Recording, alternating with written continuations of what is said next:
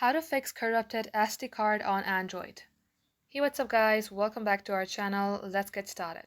First of all, if it says that your SD card is corrupted, you might want to go ahead and restart your device. At times, SD card is not readable on your phone, so go ahead and restart it.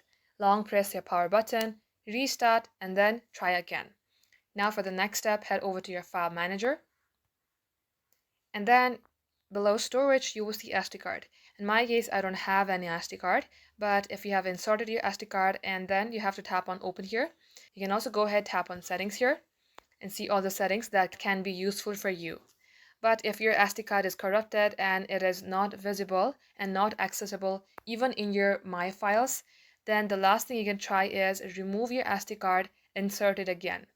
And if it's still not working, that means your SD card is already damaged. Maybe it has some rough texture in the line itself. That is why your card is not readable, because it's damaged. So guys, these are all the ways that you can fix your corrupted SD card. Thank you for watching.